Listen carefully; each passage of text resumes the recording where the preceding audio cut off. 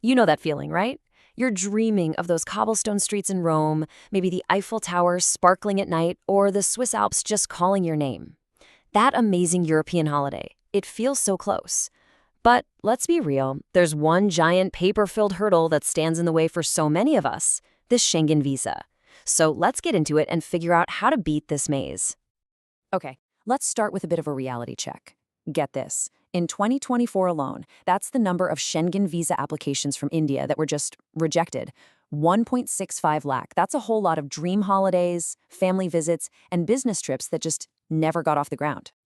And this number, wow, that's 136 crore rupees. That's the staggering amount of money Indian applicants lost in visa fees that are totally non-refundable in that same year. That is an insane price to pay for a simple no. So yeah, we're going to call this what it is, the Schengen shock. When you've got a roughly 1 in 7 chance of your application getting tossed out, this isn't just a small bump in the road. It's a huge and super expensive problem for thousands and thousands of travelers. And this chart, well, it really paints a picture, doesn't it? Take a look at that first bar, a rejection rate of nearly 15%.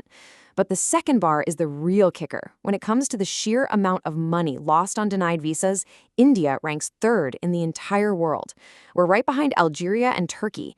That is a seriously tough stat. So the million-dollar question is, why? Why are so many applications from India failing? Well, it turns out the reasons are often surprisingly common, definitely costly, and here's the good news, almost entirely avoidable. Let's break down these mistakes. This right here, this quote, gets to the absolute heart of the problem. This was the official reason given to an Indian professional who got denied a French visa not once, but twice. You see, it all boils down to one single massive concern for the consulate. Are you going to come home? Their number one job is to make sure you won't overstay your visa. And this is where things get kinda crazy.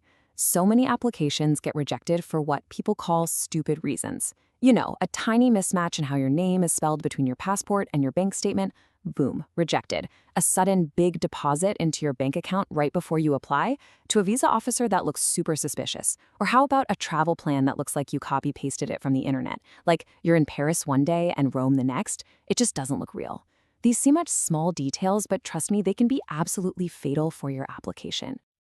But okay, even if you avoid all those little mistakes, there is one single document that a ton of people, especially those who use visa agents, completely forget about. And it's a document that can literally make or break your entire application in some really common situations. We are talking about the sponsorship letter. Seriously, listen up. If you're a student, a homemaker, or maybe you're between jobs, you absolutely need someone to financially vouch for you. If a friend or relative in Europe is inviting you over and helping pay for things, you need a formal letter from them. And if your company is sending you, especially if it's a smaller startup, you have to get a sponsorship letter on company letterhead. Do not skip this step. It's mandatory. Okay, enough with the problems. Let's switch gears and talk about solutions. We've seen all the pitfalls, so now, how do you build a totally bulletproof application that gets that beautiful stamp of approval? We're going to use Switzerland as our guide here because they just tighten their rules, and the lesson is perfect for everyone. Give them exactly what is on the official checklist. That means a valid passport with blank pages, the right kind of recent photo, that no objection letter from your boss, proper insurance, confirmed bookings for everything, and of course, clean, consistent bank statements. And I really want to hammer this point home. The Swiss alert made it crystal clear. Do not submit extra documents they didn't ask for. It doesn't make you look better. In fact, if you just bury the visa officer in a mountain of unnecessary paperwork, you're just going to confuse things and probably hurt your chances. Seriously, just stick to the script. All right, let's circle back to that number one concern, proving you are going to come back to India. A return flight ticket on its own is weak proof. It's not enough. So what's strong proof? A signed leave letter from your job, documents showing you own property, proof that you have a family, dependents back in India, or a passport full of stamps from previous trips where you always came back on time. That's the stuff that builds real trust with the consulate. And just to make sure we're all on the same page, when we say Schengen area, what we're talking about is this amazing border-free zone of 29 European countries. Once you're in, you can just travel between all of them without constantly pulling out your passport. It's what makes those multi-country Euro trips so awesome and seamless. So now let's look to the future, because this whole system we've been talking about is about to go through a massive, massive tech makeover. The good old visa sticker in your passport? Yeah, it's about to become a museum piece. We all know this feeling, right? That little moment of joy when you get your passport back and you see that shiny, new visa sticker glued inside. Well, get ready to say goodbye to that. That physical piece of paper is officially becoming a thing of the past. And here's what's replacing it: a secure, digitally signed 2D barcode. Yep, your visa isn't going to live in your passport anymore. It's going to live right there on your phone. And it'll be linked directly to a huge central EU database. And this isn't some far-off future thing. It's happening right now, and it's happening fast. They tested it out successfully at the Paris Olympics in 2024. Now, the new entry/exit system with biometric checks is starting to roll out.